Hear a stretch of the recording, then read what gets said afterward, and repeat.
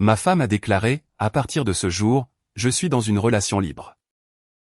J'ai répondu, moi aussi, et j'ai déjà trouvé une petite amie. Ma femme a pâli. Pas question, c'est seulement pour moi.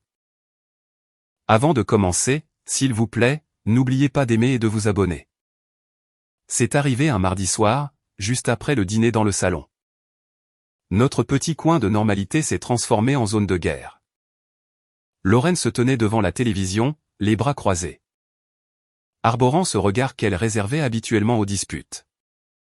Elle pensait déjà avoir gagné. « Je veux voir d'autres personnes », a-t-elle dit d'un ton neutre. J'étais en train de plier le linge sur le canapé. Au début, j'ai juste ri. Je pensais que c'était encore l'une de ces expériences sociales bizarres. Mais elle n'a pas ri avec moi. « Tu es sérieuse ?» ai-je demandé. « J'y réfléchis depuis un moment », a-t-elle dit, la voix lente, presque répétée. J'ai besoin de me sentir de nouveau vivante, de vivre une vraie passion. Mais je veux toujours rentrer à la maison avec toi. J'ai fait tomber la serviette. Alors? Laisse-moi clarifier les choses. Tu veux une relation libre où tu es la seule à ouvrir les portes. Elle a eu ce petit haussement d'épaule suffisant, comme si elle était généreuse. Tu as toujours été stable, sûr. C'est ce dont j'ai besoin. Mais mon amour. Je veux me sentir désiré à nouveau. Convoité. Je mérite cela. Je l'ai fixé pendant un long moment. Ma mâchoire s'est crispée, mais j'ai gardé une voix égale. Eh bien, c'est pratique. Elle a haussé un sourcil, croisant les bras plus fermement. Qu'est-ce que cela est censé signifier? Cela signifie, ai-je dit en me levant lentement, que tu aimerais peut-être savoir que j'ai déjà une petite amie. C'est à ce moment-là qu'elle a compris. Son sourire ne s'est pas juste effacé. Il s'est brisé. Elle a cligné des yeux comme si je l'avais giflé. Quoi? Tu as dit que tu voulais la liberté. J'ai dit que j'avais juste un peu d'avance sur toi. Je suppose que tu mens. Je n'ai pas tressailli. Elle s'appelle Megan. Elle s'entraîne à la salle de sport. Nous parlons depuis des mois. Tu sais. Ces soirées tardives où je restais au bureau. Ce n'était pas toujours pour le travail. Lorraine a reculé comme si on lui avait coupé le souffle. Et puis et non. A-t-elle crié, la voix se brisant dans la pièce. C'est seulement pour moi. La tension a claqué comme un fil électrique.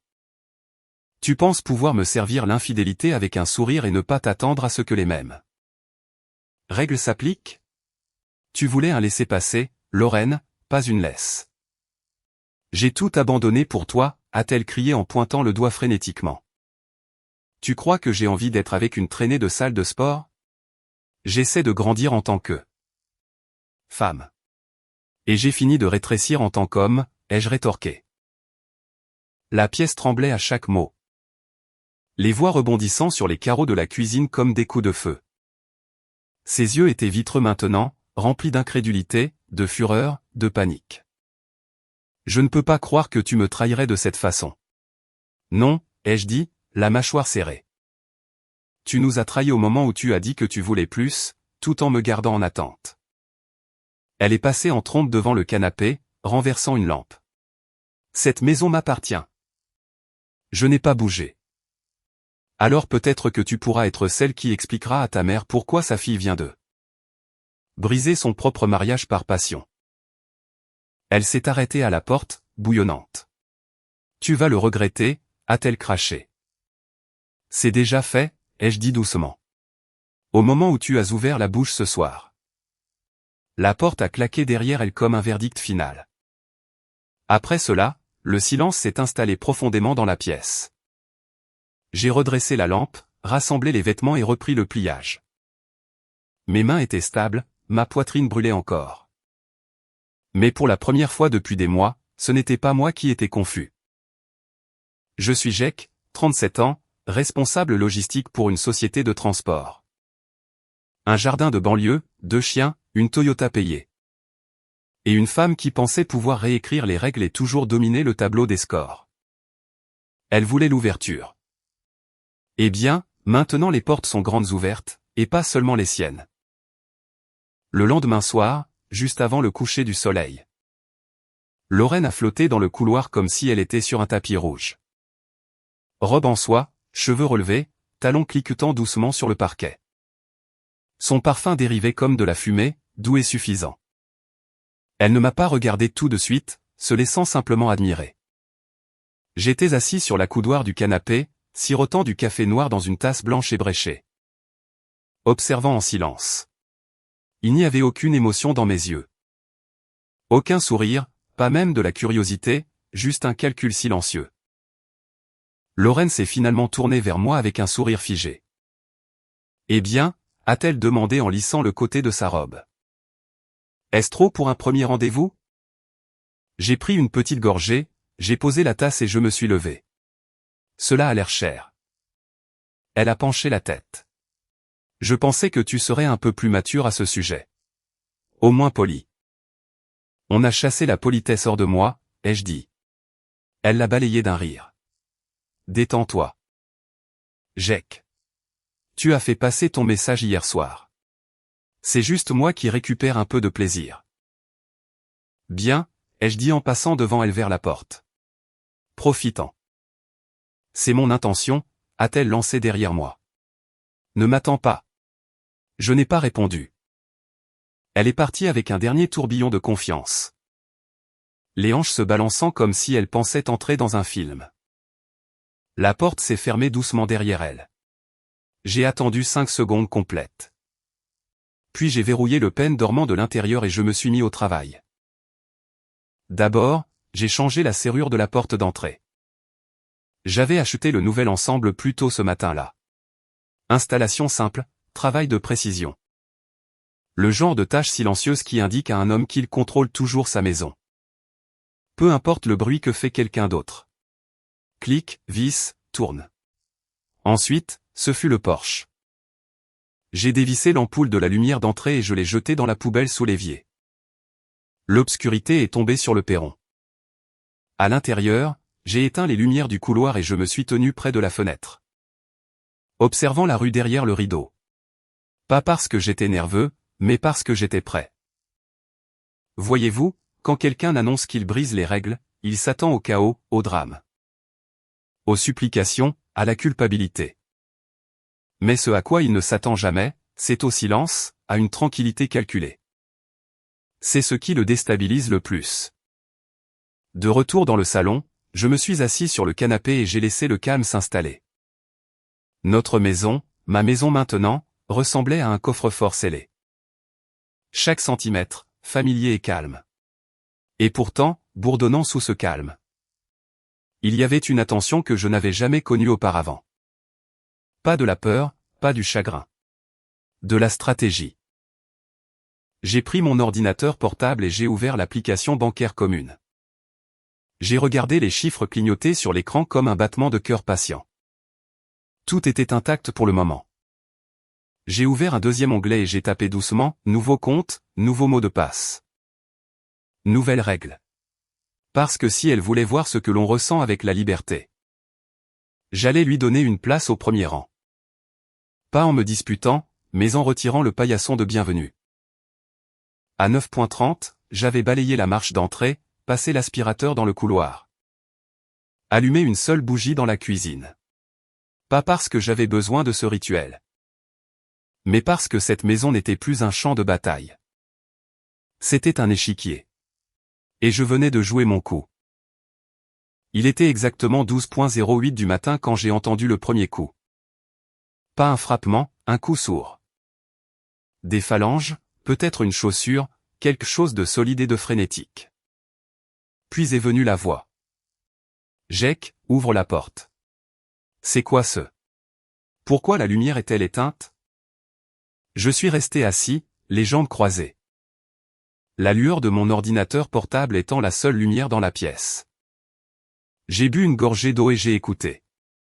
Boum, boum, boum. Plus fort maintenant. Jake, tu fais sérieusement cela en ce moment? Tu te moques de moi. Je me suis levé lentement, j'ai marché vers la fenêtre avant et j'ai doucement écarté le rideau.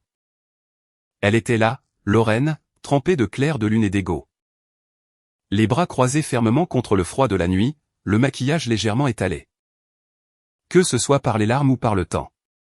Je ne pouvais pas le dire. Ses talons claquaient d'avant en arrière sur le porche comme une tempête arpentant sa propre fureur. J'ai tapé doucement à la fenêtre. Elle s'est retournée, surprise. Puis son visage s'est tordu d'incrédulité. « Tu es sérieux là ? Ouvre la porte. » J'ai déverrouillé le loquet de la fenêtre et je l'ai entr'ouverte juste assez pour que ma voix puisse passer. « Tu voulais la liberté ?» ai-je dit calmement. « C'est à cela que cela ressemble. » Sa bouche s'est ouverte. Elle a vraiment reculé d'un pas comme si mes mots l'avaient poussée. « La liberté ne signifie pas m'enfermer hors de ma maison. » Jec. « Non, » ai-je dit en croisant les bras contre l'air froid qui s'infiltrait. « Cela signifie que tu sors en sachant que ce ne sera peut-être plus là à ton retour. » Elle a pointé violemment vers la porte. « C'est aussi ma maison. » C'était, ai-je dit. Tu as redéfini les termes hier. Les mains de Lorraine se sont serrées en poing. Je suis allé à un seul rendez-vous. Un seul, et tu agis comme si j'avais incendié la maison. J'ai haussé un sourcil. Tu ne l'as pas incendié. Tu m'as tendu les allumettes et tu m'as mis au défi de l'allumer. Elle s'est approchée tout près de la fenêtre, sa voix tremblant maintenant. C'est de la folie. J'essayais juste d'être honnête. Je suis revenu parce que je pensais que tu voudrais parler. Je ne pensais pas que tu allais. Tu ne pensais pas que j'allais quoi, ai-je demandé en me penchant légèrement en avant. Te prendre au mot. Elle s'est mordue la lèvre fortement, le mascara coulant sur sa joue comme un masque fissuré. Tu as changé les serrures. Je n'ai pas répondu. J'ai juste baissé les yeux vers la clé dans sa main. Notre ancienne clé, puis de nouveau vers elle. Je n'arrive pas à te croire, a-t-elle chuchoté. Oh, je te crois, ai-je répondu. Je crois chaque mot que tu as dit sur le fait d'avoir besoin de plus, de vouloir un nouvel amour. D'explorer la passion. Tout cela était clair comme de l'eau de roche. Elle a enroulé ses bras autour d'elle-même, la voix plus faible maintenant. Je te testais. Ma mâchoire s'est crispée. J'ai gardé un ton égal. C'est ton erreur. Elle a cligné des yeux. Quoi? Tu ne testes pas les fondations pour ensuite faire l'étonner quand le toit s'effondre. Il y a eu un long silence. Puis est venue la vraie voix. Celle sous la fierté. Celle qui s'est brisée. Jec, laisse-moi entrer, s'il te plaît. J'ai regardé son visage, secoué, pâle. Réalisant peut-être enfin que le sol n'était pas aussi stable qu'elle le pensait. Mais ma voix n'a pas tremblé quand j'ai répondu. Va rester avec ton nouveau centre d'intérêt. N'est-ce pas le but? Elle a secoué la tête, les lèvres tremblantes. Ce n'était pas comme cela. Alors qu'est-ce que c'était, ai-je demandé, plus doucement maintenant. Sa voix s'est brisée. C'était moi qui me demandais si tu me voulais encore. Je voulais avoir l'impression de compter. Encore. J'ai fermé la fenêtre lentement, sans claquer, juste fermé. Et alors que le joint se pressait fermement, la finalité a fait de même. Je suis resté là derrière la vitre et j'ai regardé les épaules de Lorraine s'affaisser. Ses bras se serrant plus fort autour d'elle. Son souffle sortait en nuages. Elle a regardé autour d'elle, perdue, froide, désarmée. La lumière du porche, toujours éteinte, la laissait dans l'ombre. Finalement, elle s'est assise sur la marche, a sorti son téléphone de son sac à main, a tapoté. A attendu. Aucune voiture n'est venue. Elle a réessayé. Toujours rien. Et à travers ce silence, j'ai éteint la lumière du couloir, laissant la maison retourner à l'ombre. Exactement comme tu le voulais. La liberté. Ce n'est pas toujours le frisson de la nouveauté.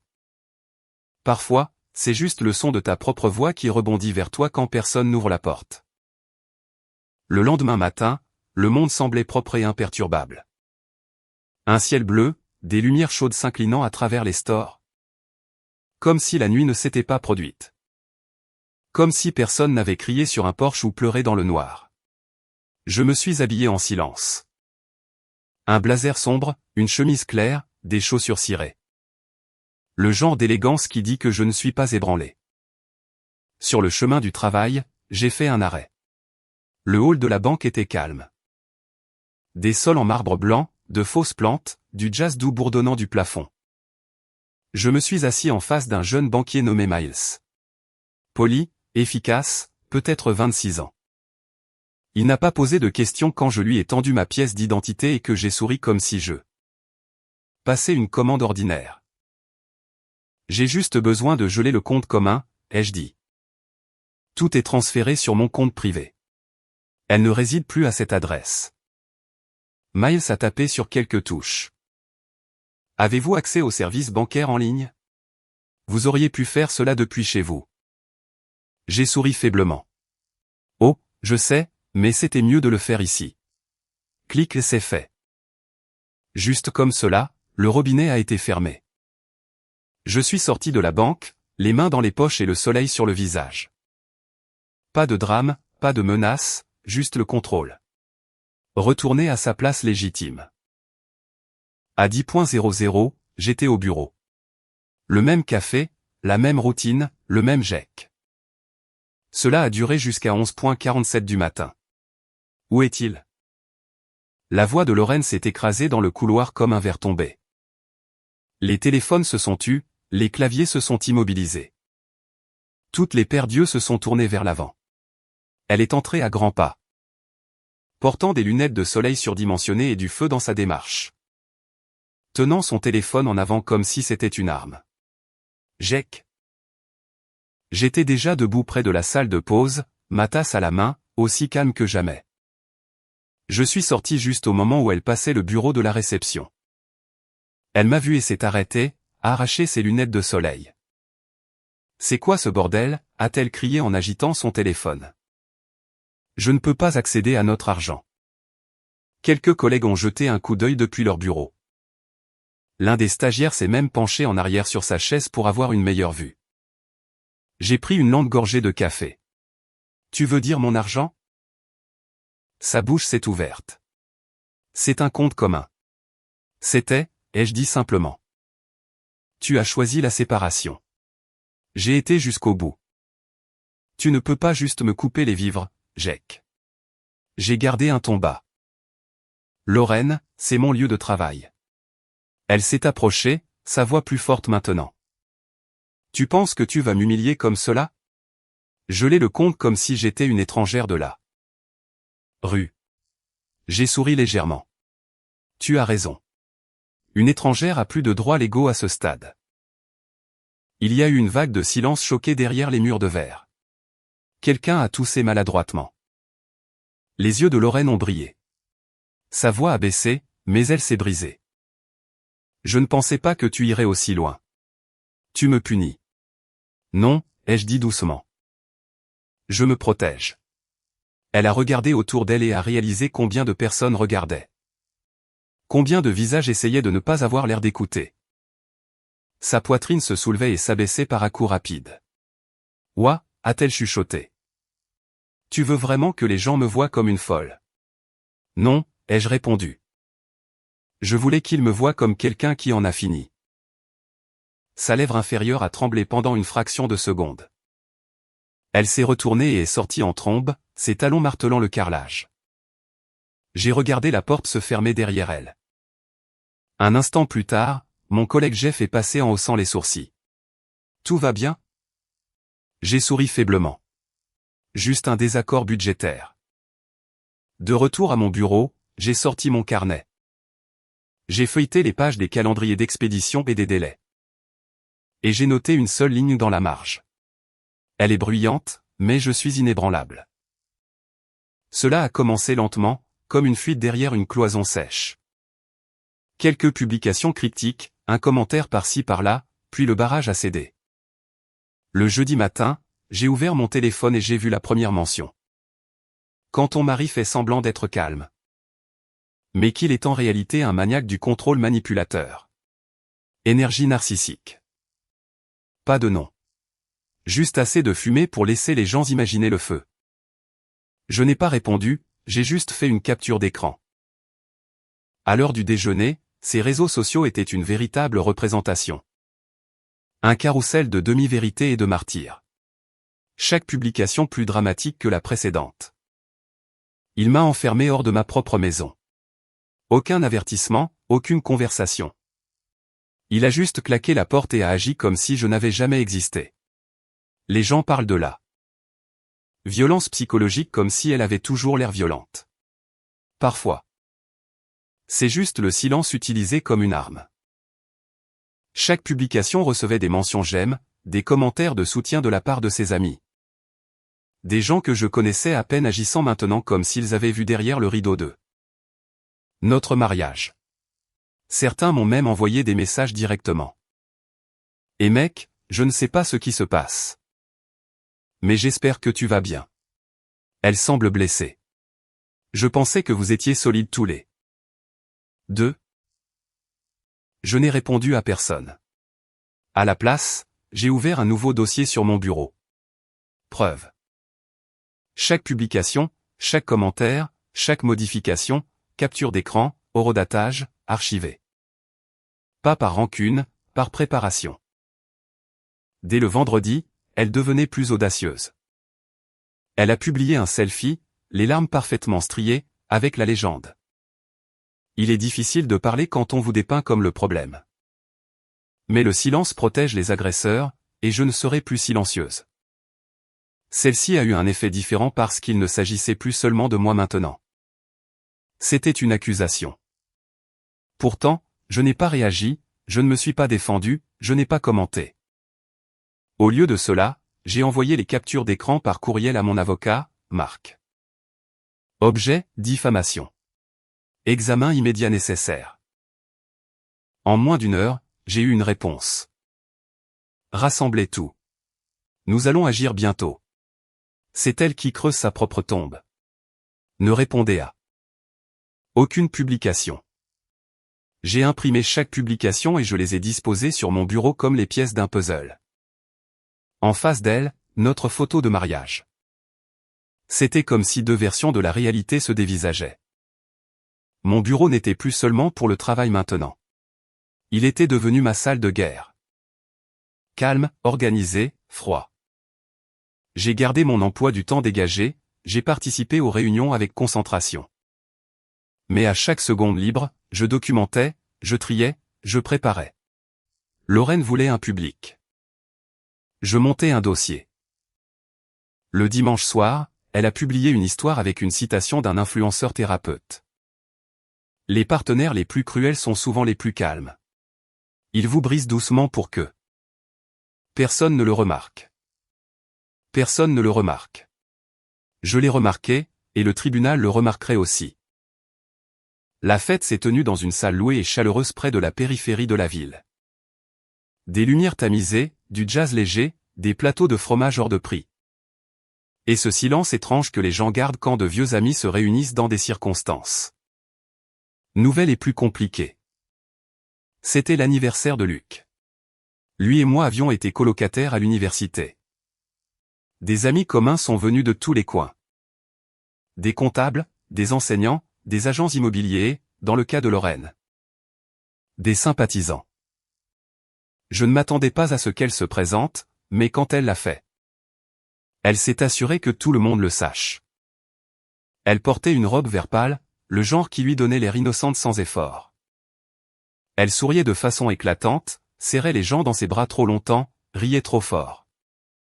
Une performance avec du vin dans une main et de l'apitoiement sur soi dans l'autre. J'étais près du bar quand cela a commencé, parlant avec Clara, une de mes anciennes collègues. Et sirotant du bourbon, lentement et régulièrement. Puis je les ai vues toutes les trois s'approcher. Mélissa, Dana, Rebecca. Le cercle de Lorraine, des amis qui m'avaient toujours regardé comme si j'étais le chanceux. Elle n'était pas cruelle, juste profondément loyale envers elle. Jake, a dit Mélissa, offrant un sourire étrange. Nous espérions te dire un mot. J'ai fait un petit signe de tête, je n'ai pas bougé. Dana est intervenue directement. Nous avons vu ce que Lorraine traverse. C'est difficile, évidemment. Et peut-être que ce n'est pas notre rôle, mais... J'ai pris une gorgée et j'ai fixé la glace alors qu'elle craquait. Mais elle a du mal, a dit Rebecca doucement. Avec le loyer, la nourriture, les choses de base. Vous êtes toujours mariés. Techniquement. Tu devrais aider. Cela m'a fait rire. Juste un petit rire froid par le nez. Les yeux de Mélissa se sont plissés. Qu'est-ce qui est drôle? J'ai levé les yeux vers elle, à hauteur de regard. Elle n'est plus ma femme.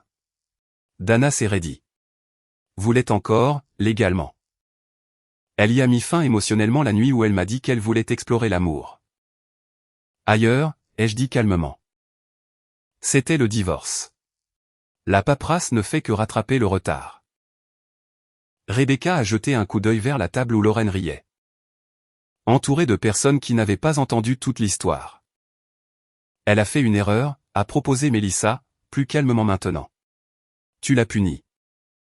Non, ai-je dit en me tournant complètement vers elle, le verre de Bourbon à la main. Je ne me porte simplement pas volontaire pour financer sa rébellion. Si vous êtes si inquiète. Peut-être pouvez-vous la soutenir. Cela a fait mouche. Rebecca a détourné le regard. Dana a dégluti difficilement. Mélissa a croisé les bras. Tu es sans cœur. Et elle a été imprudente, ai-je dit. Action, conséquence. Elle souffre. J'ai hoché la tête lentement. C'est à cela que ressemble la liberté. À ce moment-là, Lorraine nous a repérés.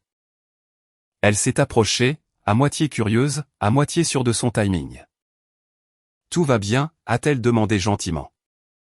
Nous parlions justement de générosité, ai-je répondu avec un léger sourire. Il semblerait que je sois devenu avare. Son visage s'est légèrement crispé, juste un instant. Je ne leur ai pas demandé de te parler. Non, ai-je dit. Mais tu espérais probablement qu'elle le ferait. Sa mâchoire s'est serrée. Je n'ai pas besoin de charité. Alors tu t'en sortiras très bien, ai-je dit en inclinant mon verre. Dana a marmonné quelque chose et s'est éloignée. Les autres ont suivi. Lorraine s'est attardée. Tu ne ressens vraiment rien face à tout cela. J'ai croisé son regard. Oh, je ressens plein de choses, mais les sentiments ne paient pas le loyer. Elle m'a dévisagé, les lèvres entr'ouvertes comme si elle allait argumenter, mais rien n'est sorti. Finalement, elle s'est détournée, retournant vers la chaleur de son cercle soigneusement choisi. Souriant de nouveau, plus fort qu'avant. Et moi? Je suis resté au bar, un verre frais à la main, la conscience encore plus fraîche. Je n'avais pas parlé à Erika depuis plus d'1 an. Elle avait toujours été davantage l'amie de Lorraine que la mienne. Silencieuse lors des rassemblements, tranchante quand elle prenait la parole.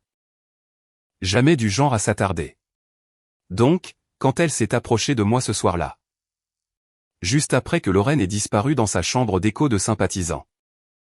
Je m'attendais à une autre pique polie dans un gant de soie. Au lieu de cela, elle a appuyé un bras sur le bar, a haussé un sourcil et a dit. Tu as géré cela mieux que je ne l'aurais fait. Je me suis légèrement tourné vers elle. Je ne savais pas que tu tenais les scores. Ce n'était pas le cas. A-t-elle dit en sirotant quelque chose qui ressemblait à de la bière au gingembre. Mais j'ai surpris la conversation. Tu as de la retenue, Jack. J'admire cela. J'ai fait un léger signe de tête.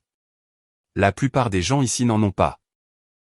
La plupart des gens ici, a-t-elle dit en jetant un coup d'œil vers la fête, pensent encore que le drame de Lorraine est une sorte d'art de la performance. Et ils ont tous trop peur d'admettre qu'elle n'est pas aussi innocente qu'elle en a l'air. Cela m'a fait faire une pause. Tu ne chuchotes pas exactement, ai-je dit. Elle a souri légèrement. Bien. Laisse-les entendre. Erika s'est éloignée du bar, la voix s'élevant juste assez pour flotter à travers la pièce. Vous savez ce qui est drôle, a-t-elle dit à voix haute, face au groupe. Lorraine s'est éloignée d'un mariage qu'elle ne respectait pas. Puis a joué la surprise quand Jack a cessé de la protéger d'elle-même. Les regards se sont tournés. Les fourchettes se sont arrêtées en plein vol. Même le jazz du haut-parleur semblait baisser de volume. Dana l'a dévisagé. Excuse-moi. J'ai dit ce que j'ai dit. La voix d'Erika était calme, délibérée. Vous vous êtes tous ralliés autour d'elle comme si elle avait été jetée à la rue. Elle est partie. De son plein gré. Jake ne l'a pas traînée. Il ne l'a pas exposée. Il a juste arrêté d'amortir ses chutes. Lorraine, à l'autre bout de la pièce, a plissé les yeux. Qu'est-ce que tu fais? Je suis honnête, a répondu Erika, sans hésiter. Tu voulais jouer à des jeux d'adultes, Lorraine. Mais tu ne voulais pas des conséquences d'adultes. Lorraine a fait un pas en avant. Tu n'as aucune idée de ce qui s'est passé dans mon mariage. Erika a croisé les bras. Alors pourquoi as-tu publié à ce sujet sur Internet pour que tout le monde puisse le voir? Silence. Erika s'est retournée vers moi, puis a fait un signe de tête vers la porte. Viens prendre l'air. Je n'ai pas répondu. J'ai juste suivi. Dehors, l'air de la nuit était vif et pur. La musique était étouffée à travers la vitre. Mes épaules se sont relâchées un peu sans que je le veuille. Nous nous sommes tenus près de la rambarde sous une ampoule suspendue qui clignotait comme si elle ne pouvait pas décider si elle voulait rester allumée. Je ne m'attendais pas à cela, ai-je dit finalement. Elle a regardé. Quoi? Moi ayant une colonne vertébrale? Non, ai-je gloussé. Que tu l'utilises pour ma défense. Erika a haussé les épaules. Je me mords la langue depuis des mois.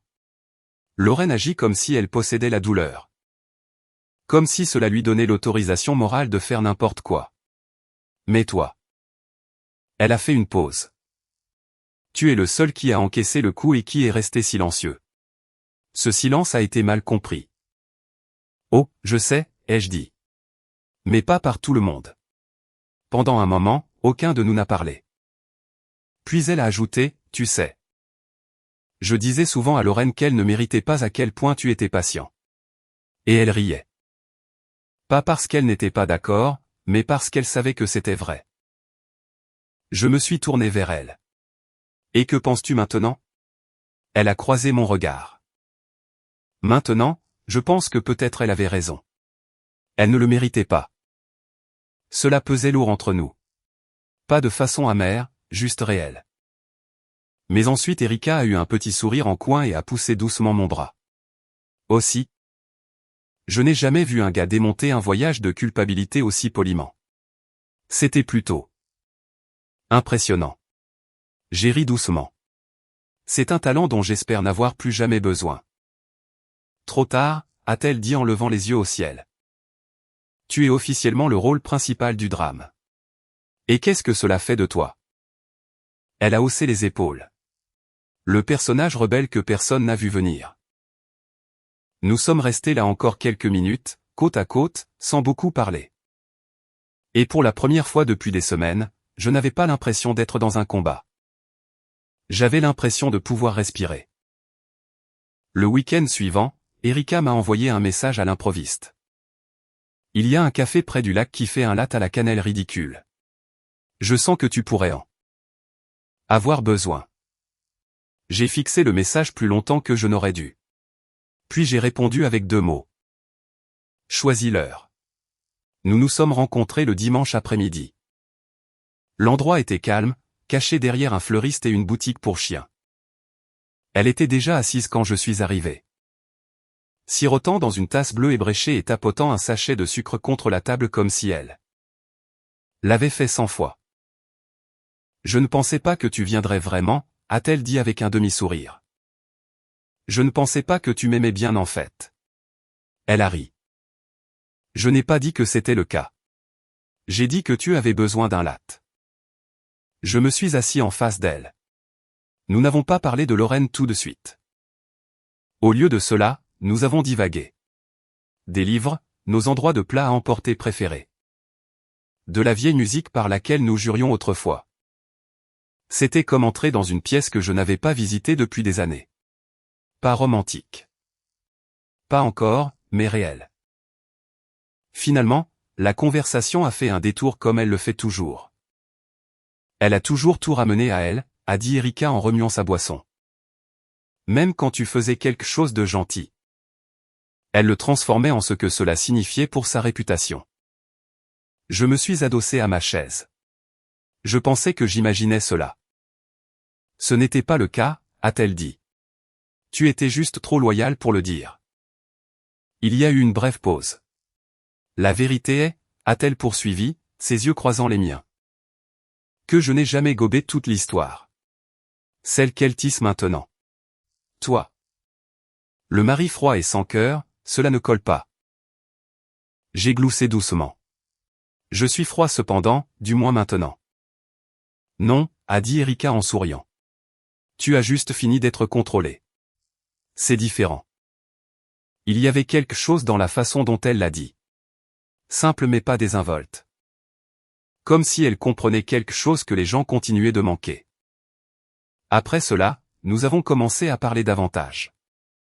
De petites choses, des liens partagés, l'occasionnel même sarcastique. Un soir, elle m'a appelé à l'improviste. Sans avertissement. Sois honnête, a-t-elle dit. Quel a été le pire moment? Je n'ai pas hésité. La nuit où elle a dit qu'elle voulait une relation libre, mais seulement pour elle-même. Erika a sifflé doucement. Cela lui ressemble. Un accès total avec une immunité totale. Et quand j'ai dit que j'avais déjà quelqu'un, ai-je ajouté. Elle a perdu la tête. Elle a crié. Elle m'a dit que c'était seulement censé être elle. Erika a soupiré. Je suis désolé, Jack. J'aurais dû dire quelque chose plus tôt. Tu as dit quelque chose exactement quand cela comptait, ai-je dit. La ligne est restée silencieuse pendant une seconde. Alors tu sais, a-t-elle dit lentement. Je me surprenais parfois à me demander comment cela aurait été si tu n'avais pas rencontré Lorraine. En premier. Cela m'a arrêté net. Je ne pensais pas que tu me remarquais à l'époque, ai-je dit. Je remarque beaucoup plus de choses que je ne le dis, a-t-elle répondu. Je ne voulais juste pas être une autre ombre dans sa lumière. J'ai regardé par la fenêtre de ma cuisine, fixant la vitre sombre. Et maintenant? Maintenant, je me fiche de savoir qui me voit. Ce silence entre nous n'était pas gênant. Il était plein, lourd dans le bon sens. Tout n'était pas guéri. Tout n'avait pas besoin de l'être. Mais quelque chose de nouveau commençait doucement. Cela ne rugissait pas. Cela n'exigeait pas. Cela posait juste une petite question. Et si toutes les fins ne signifiaient pas que vous êtes seul? Les salles d'audience ont une odeur de vieux papier. De cire pour le sol et de tension qui a été recyclée trop de fois. J'étais assis près de l'avant à côté de Marc, mon avocat. Et l'homme le plus calme de n'importe quelle pièce. Son costume était impeccable. Sa mallette plus soignée que ce que n'importe quel dossier de tribunal méritait. Il m'a fait un signe de tête comme si nous étions sur le point de faire échec et mat à quelqu'un. Dans une partie d'échecs qui attendait de se terminer depuis des mois. Puis les portes se sont ouvertes et Lorraine est entrée comme si elle montait sur scène. Robe noire moulante, des talons qui résonnaient plus fort que nécessaire, un maquillage impeccable. Un peu trop glamour pour l'occasion. Elle riait avec son avocat comme si elle pensait que tout cela n'était qu'un ralentisseur sur son chemin pour revenir sur le devant de la scène. Elle m'a vu, bien sûr. Son sourire s'est aminci mais ne s'est pas effacé. C'était sa compétence, afficher de la confiance sur un sol qui s'effondrait. Son avocat s'est penché et a chuchoté quelque chose qui l'a fait glousser. Quelques-unes de ses amies étaient dans la rangée du fond. Je ne les ai pas regardées. Erika est entrée juste après. Elle portait du gris, subtil, posé. Pas une seule once de drame dans sa démarche. Lorraine s'est tournée vers elle en haussant les sourcils. Vraiment? Tu es vraiment là? Erika n'a pas répondu. Elle s'est juste assise de rangée derrière moi et a fait un petit signe de tête quand je me suis retourné. L'huissier a ouvert la séance. Le juge Ramos est entré. Pas de bêtises. Fin de la cinquantaine, des yeux qui balayaient la pièce comme des phares sur une route sombre. La salle d'audience s'est tue instantanément. L'avocat de Lorraine a commencé par un monologue sur la détresse émotionnelle. Le traitement injuste qu'elle avait subi. Et le silence vindicatif que j'avais utilisé pour la manipuler après la séparation. C'était dramatique, coloré, un scénario complet de victimisation de soi. Je n'ai pas réagi. Marc s'est levé ensuite. Votre honneur, a-t-il dit en plaçant un dossier sur le banc. Nous aimerions soumettre ces captures d'écran de réseaux sociaux comme preuve. Chacune ayant été publiée par Madame Hamilton à la suite de son départ du domicile conjugal. Le juge a commencé à les feuilleter. Marc a continué, d'une voix stable. Voici la publication où elle qualifie Monsieur Hamilton de violent émotionnellement. Et ici où elle insinue qu'il l'a physiquement enfermé dehors sans raison. Et une autre où elle l'accuse de contrôler les finances alors qu'elle était désespérée et isolée. Toutes publiées publiquement. Toutes fausses. Lorraine s'est agitée sur son siège. Le juge n'a pas dit un mot, il a juste continué à lire. Puis Marc a fait un geste. Nous avons également un témoin. Erika Langford. La tête de Lorraine a pivoté vers l'arrière. Vous vous moquez de moi. Mais Erika était déjà debout. Elle a marché vers l'avant avec une confiance calme, a prêté serment et s'est assise droite. Mademoiselle Langford, a dit Marc. Pouvez-vous dire au tribunal ce que Madame Hamilton a partagé avec vous concernant ses intentions? Pendant la séparation? Erika a regardé droit devant elle. Elle m'a dit qu'elle voulait blesser Jack. Elle a dit qu'elle espérait que les gens se retourneraient contre lui, que si elle avait l'air de la victime. Elle pourrait contrôler le récit et peut-être obtenir un soutien financier par culpabilité. L'avocat de Lorraine a bondi. Objection, oui dire. Citation directe, votre honneur, a répondu Marc. Et nous avons des messages textes pour appuyer la déclaration.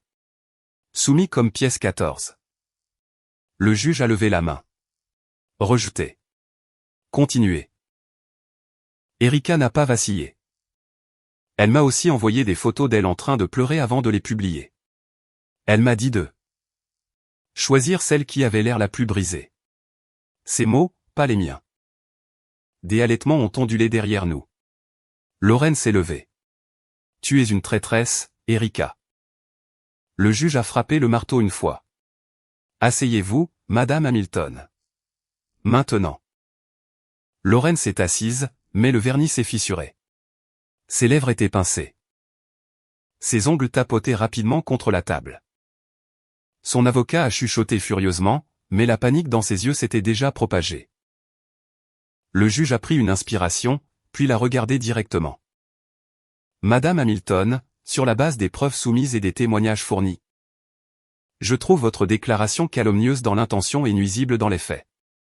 Vous avez publiquement diffamé Monsieur Hamilton avec malveillance et sans preuve. Elle a fait une pause. Vous publierez une rétractation formelle sur toutes les plateformes où de telles publications ont été faites. De plus, on vous ordonne de payer à Monsieur Hamilton $18 000 de dommages et intérêts pour diffamation. La bouche de Lorraine s'est ouverte, mais aucun mot n'est sorti. Erika et moi avons croisé nos regards pendant une seconde. C'était tout ce qu'il a fallu. Lorraine avait joué à la victime, mais dans cette pièce, la vérité s'était présentée avec des reçus. Toujours là? Donnez un j'aime à cette vidéo. Cela aide vraiment. C'était 3 jours après le verdict quand Luc m'a appelé. Mon frère, a-t-il dit, riant déjà à moitié. Tu ne vas pas y croire. Je me suis adossé à ma chaise, remuant la glace dans mon verre. Et c'est pour voir. Lorraine a envoyé des messages à des gens, de vieux amis de l'université, des voisins. Même à ma femme, pour demander de l'argent. J'ai cligné des yeux. Sérieusement? Très sérieusement. Elle a dit qu'elle avait besoin d'aide pour régler un malentendu juridique. C'est comme cela qu'elle l'appelle. J'ai expiré lentement. $18 000 doivent sembler beaucoup plus lourds sans un avocat qui lui chuchote à l'oreille. Luc a renâclé. Le bruit court qu'elle a pris un travail pour nettoyer les tables dans ce café du coin près d'eux. Maple et Fourte. Tu sais, celui avec les menus sur tableau noir et les muffins hors de prix. Oui, ai-je dit. C'était son endroit préféré pour le brunch. Maintenant elle essuie les banquettes. Je n'ai pas exulté. Je n'ai pas eu de sourire narquois. J'ai juste laissé le silence s'étirer pendant une seconde. Puis j'ai dit, c'est à cela que ressemble la liberté. Luc a sifflé. Mec, tu as de la glace dans les veines. J'ai secoué la tête. Pas de la glace, juste de la clarté. Il a fait une pause. Tu te sens mal parfois? Même un peu. Bien sûr, ai-je dit. À l'époque où je pensais que nous avions quelque chose de réel. À l'époque où je restais éveillé là. Nuit en me demandant ce que j'avais fait de mal. Et maintenant? Maintenant je sais que je n'ai rien fait de mal. J'ai juste enfin arrêté de payer pour le gâchis de quelqu'un d'autre. La conversation a dérivé vers le sport et les projets pour le week-end. Mais cette partie est restée en moi longtemps après la fin de l'appel parce que le karma ne se présente pas toujours dans un éclair ou en gros titre. Parfois, c'est un seau de nettoyage et un tablier en polyester.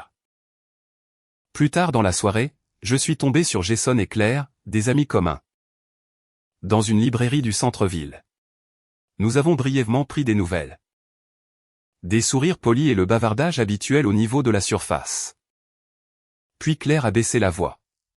Lorraine m'a appelé la semaine dernière. Elle avait l'air différente. Jason est intervenu.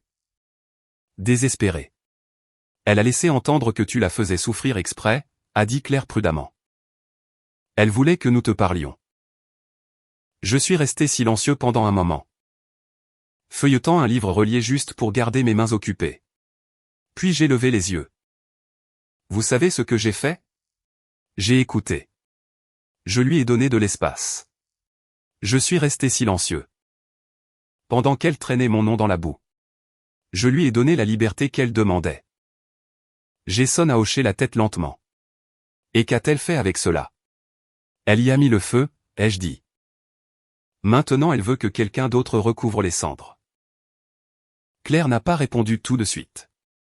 Puis avec un petit soupir, elle a dit, c'est triste. Peut-être, ai-je dit. Mais c'est aussi juste. Et c'était la vérité. Lorraine a fait ses choix.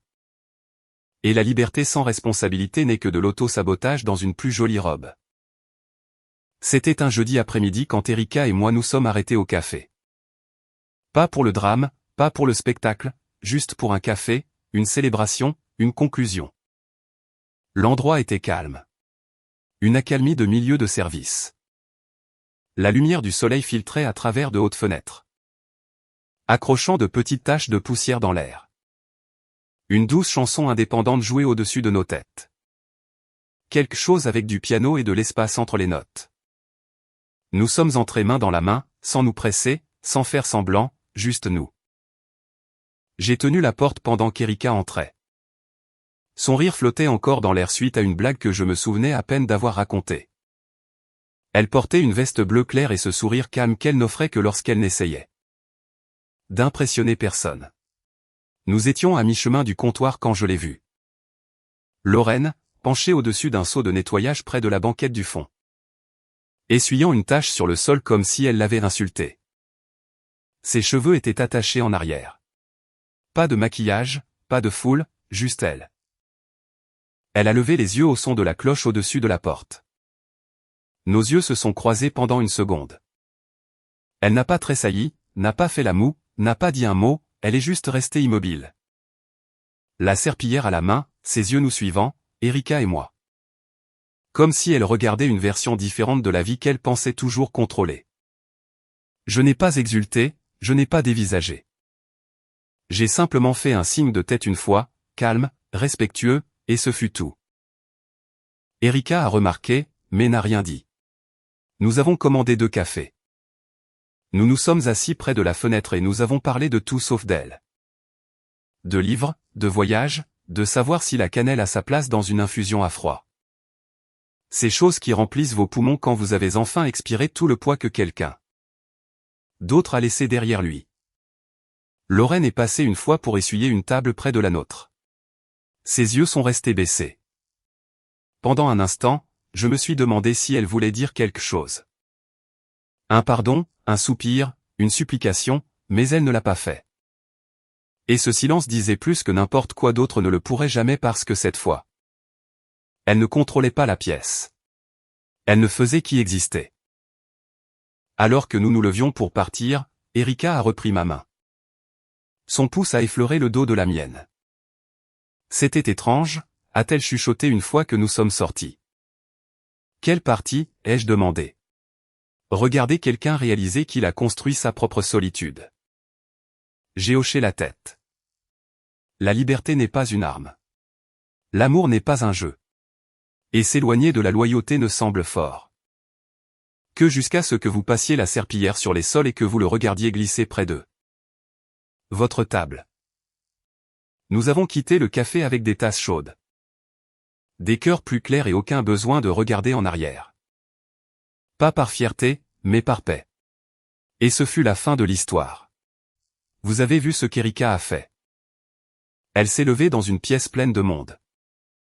Est allée à l'encontre de son ami et a dit la vérité quand cela comptait le plus. J'ai repensé à ce moment plus d'une fois. Auriez-vous eu le courage de faire ce qu'elle a fait? Faites-le moi savoir dans les commentaires. A-t-elle fait ce qu'il fallait? Et si vous voulez d'autres histoires comme celle-ci, assurez-vous d'aimer la vidéo et de vous abonner.